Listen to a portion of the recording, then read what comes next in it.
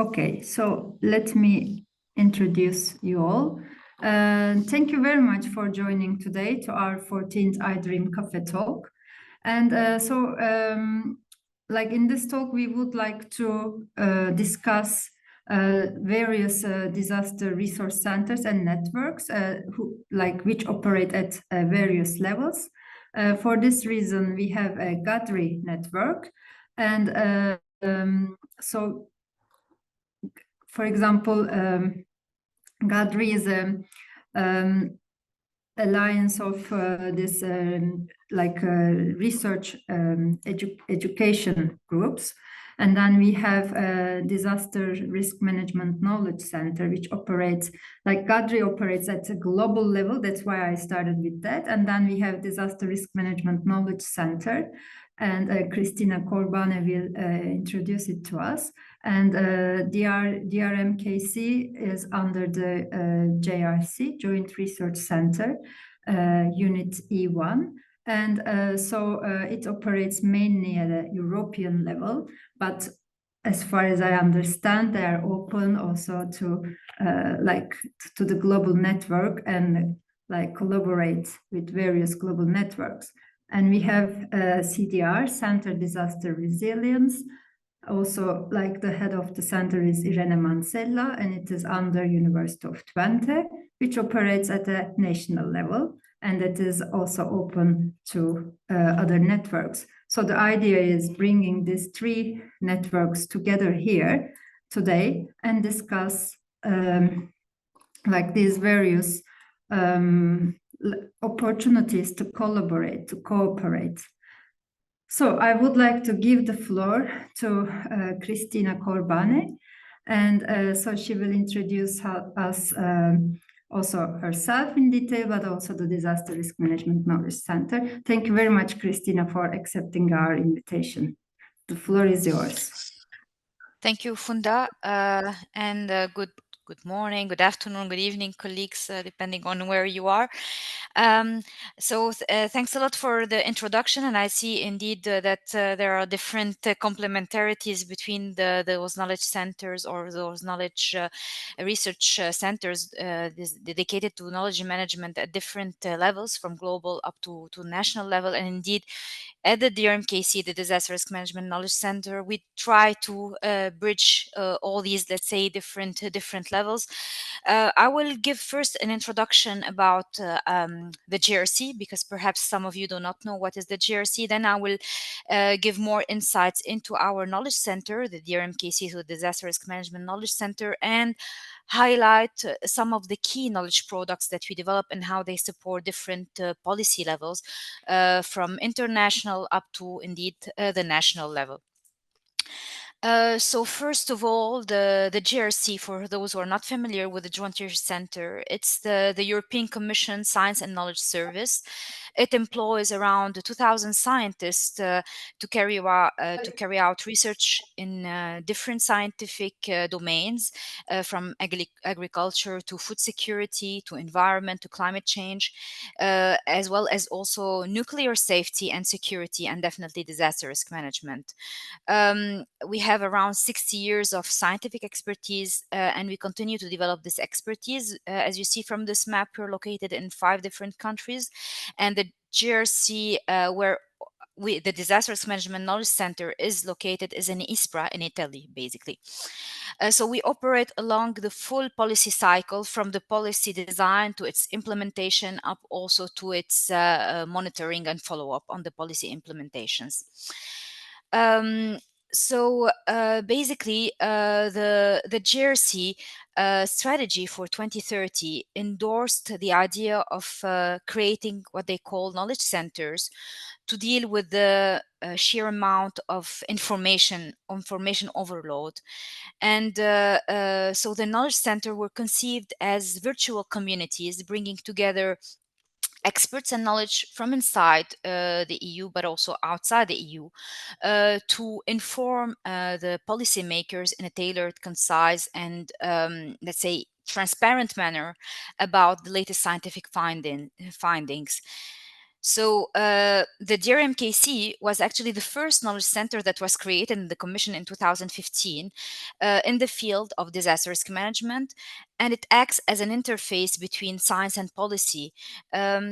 It's a multidisciplinary team of scientists with different backgrounds, in particular data scientists, data modelers, knowledge managers, and disaster risk management expert.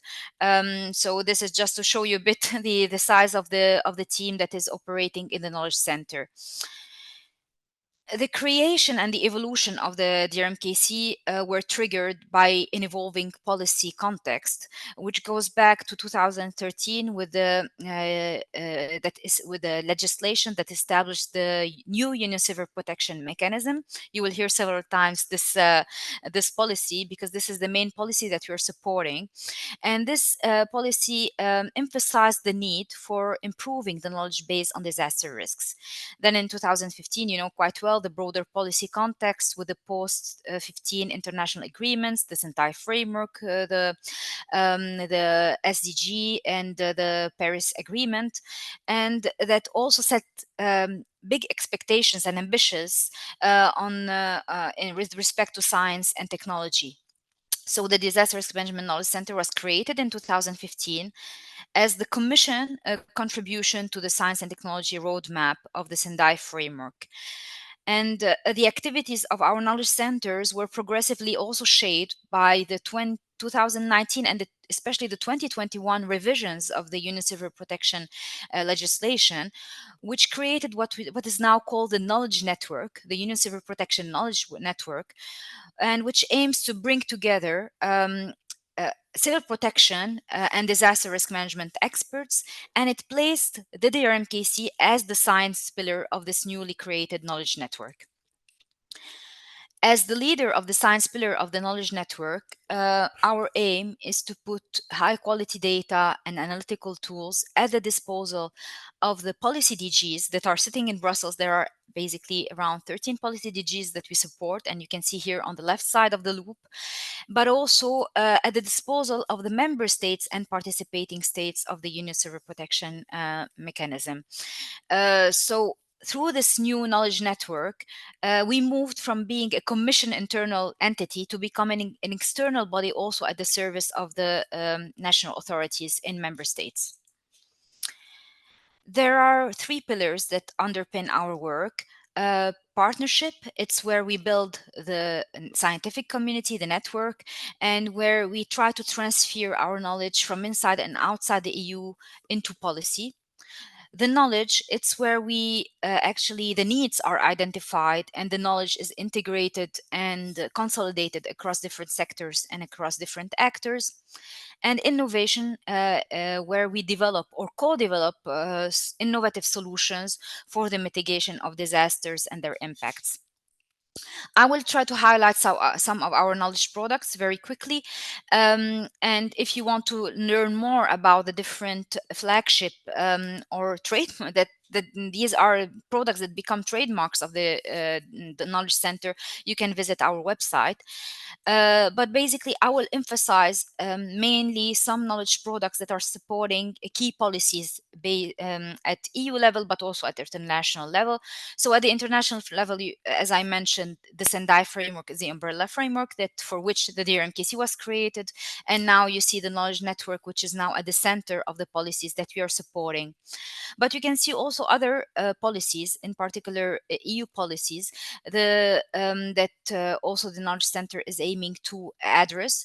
The new adaptation strategy, so this is the climate adaptation strategy, which outlines a long-term vision for the EU to become climate resilient, and for which we are making available dedicated tools like the Risk Data Hub that I will present very briefly, the Union Civil Protection Mechanism, and for which also there was a dedicated call for cross-sectoral and all-hazard approach to transboundary disaster risk management based on scenario planning and union disaster resilience goals, and for which we are making available knowledge products like the Science for DRM book and the recommendations for national risk assessment. There's the humanitarian aid regulation, and for which we are developing the Inform Risk Index and the analytical tools with Inform. and the EU foreign policy agenda, and for which we developed the Global Conflict Risk Index to support the EU conflict early warning. So under the knowledge pillar, I think these are the two lines of activities in which the DRMKC is engaged to provide advice to member states. The Science for DRM reports on the left, in which we are committed to periodically analyze the state of the art in the field of disaster risk management. So each report is multidisciplinary, multi-hazard, and addresses the full disaster risk cycle. And on the right side, these are the recommendations for national risk assessment. So as I mentioned in the EU legislation, member states are supposed to make available to the Commission a summary of their national risk assessments every 3 years. So we have developed those recommendations to provide scientific support to national authorities in charge of the preparing those national risk assessments, and to link this national risk assessment exercise to the whole disaster risk management planning. Under the innovation pillar, we are developing the Disaster Risk Management Risk Data Hub, which is a multi-hazard geoportal providing a repository for EU-wide damage and loss data, but also for EU-wide risk data, covering also different scales from EU level, so national level, but also going down to the regional level.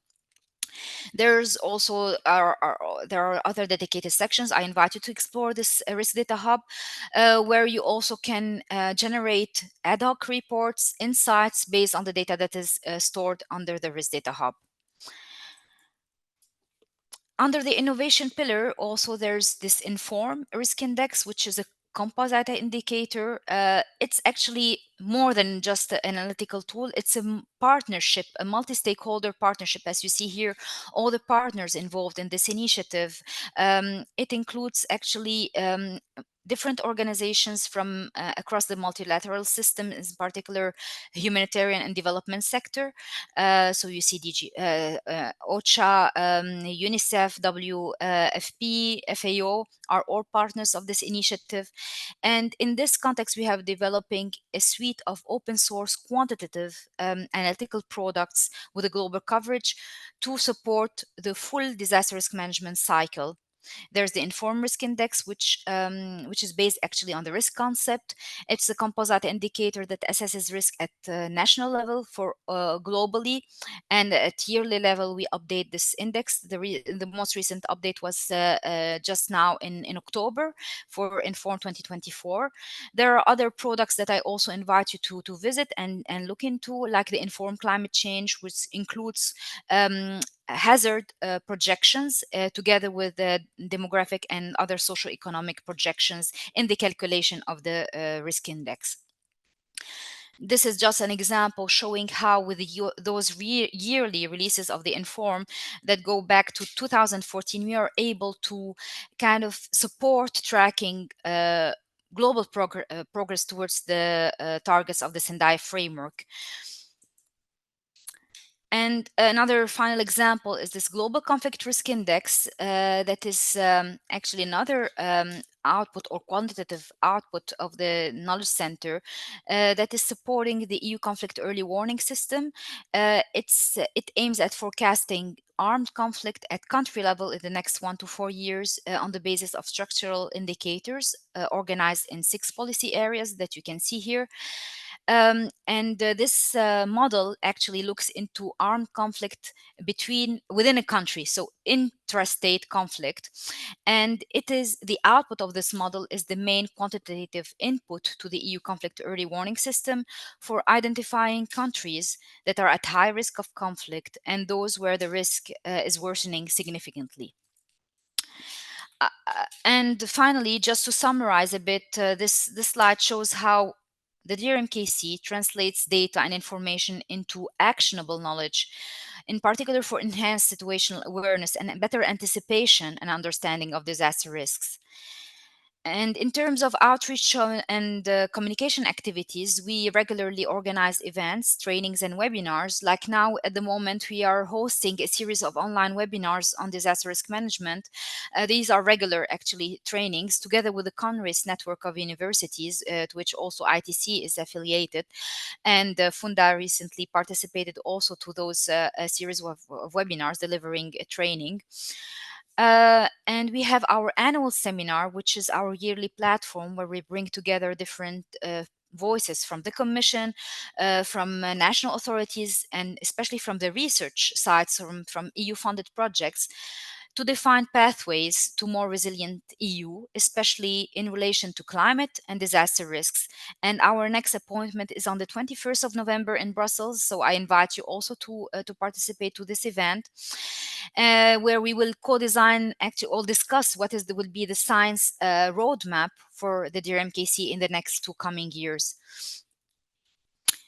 If you want to learn more about the DRMKC and its mission and scope, I invite you also to look into this book chapter that was published in the context of the proceedings of the 4th Global Summit for Research Institutes. So it's a collaboration with GADRI, and it was also it was published at the occasion of the Sendai midterm review, so we can see a number of other successful initiatives and products that were highlighting our contribution, or the Commission contribution, to the science and technology roadmap of the Sendai framework. And if you'd like to engage with us, we have our flash news, the Knowledge Network newsletter, which will be published hopefully today, and other scientific outputs, all available on our website. This is really very brief, in a nutshell, the type of activities we're supporting, and I'm open to answer any question, or also happy to discuss with you further how we can work together. Thank you. Thank you very much. Thank you for this presentation, a brief presentation, but you managed to cover many aspects already, and also some ideas about collaboration, also examples already, like that you have already collaborated with GADRI network. That's very nice to see. And now then, I would like to link it to GADRI, and I would like to give the floor to Hirokazu Tatano to present us GADRI.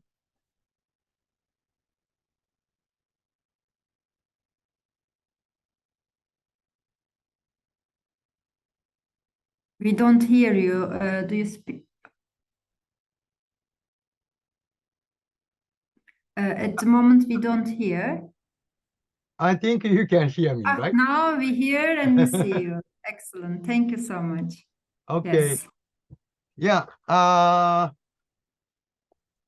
have a brief presentation for the in terms of the GADRI itself, and then what? Oh, it's finished. Sorry. Okay, then maybe the GADRI, I'd like to start with what GADRI is, and also a little about the history of the GADRI. Actually, we have been starting with the name of the Global Summit of Research Institute for Disaster Risk Reduction, which was the first one held at November 2011. That is actually the 60 years anniversary of the development of the Disaster Prevention Research Institute at Kyoto University. And then that time, actually, the same year, maybe half a year passed after the Great East Japan earthquake tsunami, and then we request our research partners to join to discuss the common issues to overcome this types of the global problems which relate to the disaster risk reduction issues. And then that period, it was a very, very, successful meeting. And then many of people want to continue for this kind of meetings. So we decided to, let's say, start these series of the meetings for some periodical sense. The second global summit was held at March 2015. Actually, that was the, let's say, right after the Sendai, let's say, meeting of World Conference of Disaster Risk Reduction. And then many people who attended it in the Sendai meeting also joined the first, second global summit. And then we formally launched the Global Alliance of Disaster Research Institutes. And then our purpose of the gallery is definitely the group of the research institutes which are somehow dealing with disaster risk reduction related issues. Definitely, we would like to have a kind of the group decisions, group voices, one voice to reach to the policymakers and the other key stakeholders. And but the collaboration, definitely as a research, I would say, centers, we have set 5 objectives. The first one is to establish global research network. Definitely, this is one of the key, let's say, component for this. This is why we should do this. That is another one is to share the research, science and research network roadmaps. That is actually already, let's say, emphasized in the EC-JRC. And then similar to the other one is a kind of the, disaster itself is a very, in some sense, local phenomena. The global climate change, these kind of things, actually, the originally global problem. But for the local problem, definitely the importance of the local research institutes are more, let's say, crucial. So the local context is really, really important to deal with such problems. So we would, as a global alliance, we would like to encourage the, let's say, local institutes to have increase their institutional capacity to deal with these kind of problems. Of course, each institute has a different, let's say, features or targets. But if we have work together, then complementary, we can help each other. That is an idea of the third objectives. The fourth objectives is promote the exchange and sharing of data and information for scientific research across the globe. But this is actually a knowledge center is one of the very successful cases, but many cases not very easy for us to agree on the kind of share the data among different state research institutes also. But we have been starting with kind of the correction of the location of the data, and also some data which is not really in the collected through the formal networks, not like numbers, but maybe a kind of the result of interventions or successful stories. These kind of things now we are planning to collecting, but not really finished. So actually, maybe in some years we may show you the result. And the fifth objectives are the advocacy organization. That is kind of the, we would like to make some important policy suggestions or some other recommendation through our networks. To achieve these objectives, we have been developed kind of the committees within GADRI. Then some of the names in the you may familiar with are the now in charge of these committees. And then actually right now we have around 200 research institutes joining the GADRI network, and we work closely. And definitely, we are now publishing a GADRI book series, including the Global Summit of proceedings and GADRI actions, and also the prospectus, that is kind of collection of the member institutes, what they are doing. And then also the each year we are publishing annual reports, which is basically collection of the achievement from all the institutes. And yeah, also we have publishing newsletters, which called the GADRI Actions. And then it is the latest one is summarize the last global summit, which took place at the March of this year. So I hope you can, of course, all the documents basically available from GADRI website. Please look at it if you have some interest on it. Okay, these are the summary of the global first global summits, and then the sixth one is the current last March. So we have been discussed how to promote for our activities. That result is summarized in the website too. So please look at it if you have interest. I think it's a very brief introduction of GADRI. I hope not very detailed, but this is the presentation I have been prepared for this meeting. Thank you very much. Thank you so much, Hirokazu Tatano, for the presentation and keeping the time in 10 minutes. I think we have already a lot to discuss in our discussion session with the audience. But before we move to the discussion, we have one more presentation by Irene Manzella. Now we will see a research center, which is a resource center which operates more at the national university level. And Irene, the floor is yours.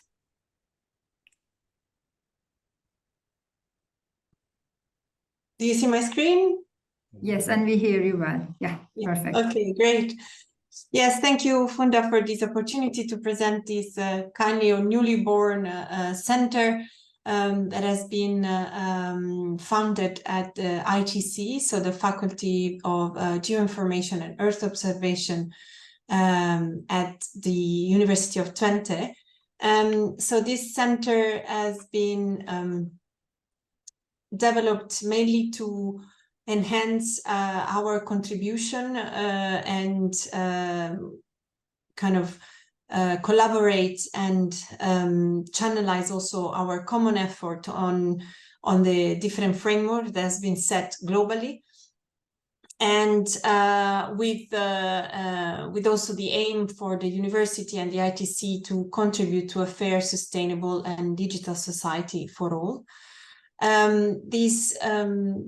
So the faculty is mainly is looking at problem more on the kind of geospatial science perspective. And so we have this kind of unique cut on these different problem and topics, and we have a very interdisciplinary team, as you will see afterwards. So the center has been launched in October 2021, and for this we also develop. So we collaborate with an artist to have a launch video that, if I have time, I would show you. But it's also it's a kind of a statement, because this video was really also to state that we want to really push forward interdisciplinary projects and approaches that goes beyond the really the boundaries in between disciplines, and between also between the usual boundaries that we already kind of achieve with in between engineer or geoscientist or urban planner, and go even beyond those boundaries. And so what we want to achieve, as Funda said, is a bit of an smaller scale in terms of team and and localization, but we operate at a very global level. What we want to do with the center is really to increase our reach and our synergetic and common effort, and to have a knowledge hub. So I saw also in the previous presentation that we are all a bit founding on the same pillar, like knowledge, partnership, and collaboration. And it's also to make most of all our work useful, usable, and open source, so that what we do, the tools that we develop, they don't stay in the science framework or in our drawers and in nice publication, but they are really used by the community, and we collaborate, and we start really from the community needs to build our tools. So there is a large team that involves people from the different departments, and also at the national level and the ITC level.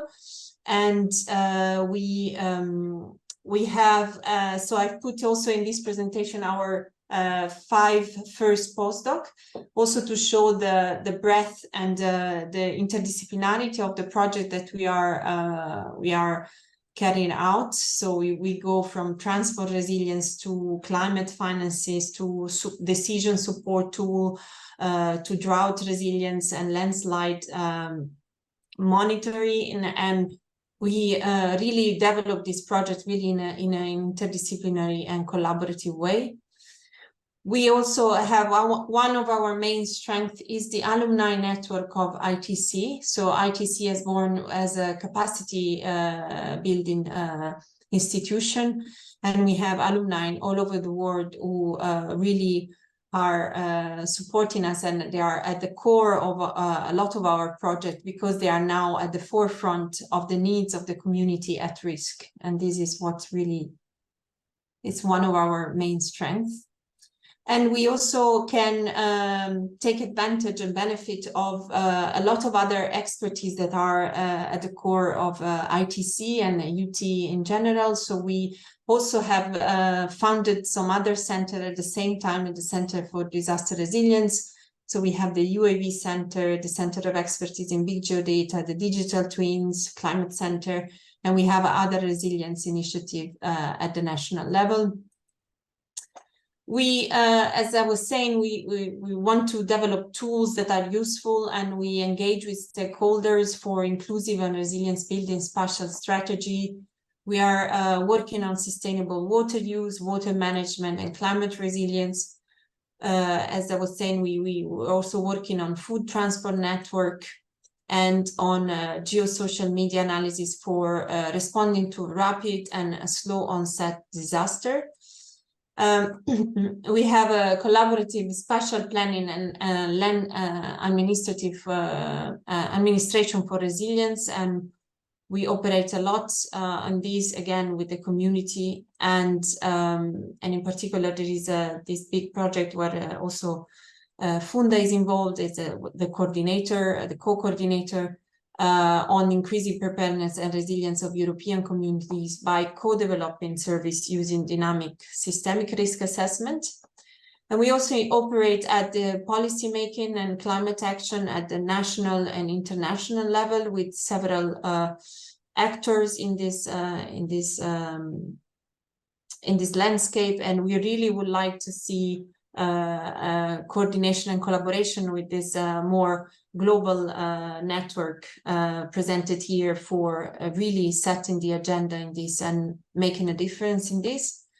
What we are planning to do is short courses, annual conference, workshop, tools, as I was saying, project development, and we have called for postdocs. We also organize an annual conference that these years it will be we will be hosting as our annual conference, the NEEDS conference, which is the North European Emergency and Disaster Studies Conference. It will be in 10 days or so. Most of all, the CDR has born and would like to be a catalyst of change for all of us at ITC, UT, and beyond. And I thank Funda for getting us together, because I think that talking and establishing an agenda together would really have an impact for creating a disaster resilient society and sustainable future for all. Thank you very much, and yeah, open to discussion. Looking forward to the discussion. Irene, how long the video is? It's 3 minutes. So do you want to show it? Yeah, I can show it. Okay. Do you hear? Tell me. Do you hear it? No, I don't know. Is a newly funded Yes, organisation. I hear. Do you hear the rest? To Okay. significantly decrease disaster risk and to promote global sustainable growth. Humankind's constant striving for progress means we live in a rapidly changing world. We grow in numbers, with a population increase from 2 billion 100 years ago to 8 billion today, and expecting to reach 10 billion by 2050. We've discovered vast reserves of coal, gas and oil that have developed over millions of years and burned them, loading the atmosphere with CO2 levels that have caused multiple climate extremes in the past 100 years. Our society has grown in complexity and it's extremely dependent on fragile utility systems. All these factors increasingly expose ourselves and our communities to disasters. There were over 7,000 recorded major disaster events in the last 2 decades that have taken more than 1 million lives, affecting more than 4 billion people, and caused nearly $3 trillion in losses worldwide.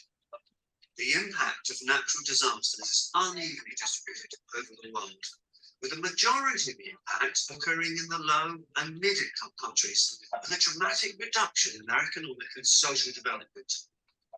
However, there has been a significant progress in technology, such as the deployment of multiple highly sophisticated satellite systems, the development of machine learning and big data analysis techniques. This is enabling us to find new solutions to global challenges, such as climate change, increasing disaster impacts, and the claim for sufficient and secure food, water, energy, health, land, housing, and finding new ways to recover and to heal our home planet Earth. The Faculty for Geoinformation Science and Earth Observation, the ITC, was founded in 1950 with a core mission and ambition to teach and facilitate the effective use of geoinformation and Earth observation knowledge, particularly in the field of hazard, risk and resilience. The Centre for Disaster Resilience, the CDR, grows from the ITC tree and represents the culmination of its expertise to date in the field of disaster resilience, the underlying causes of disasters and their impact on society.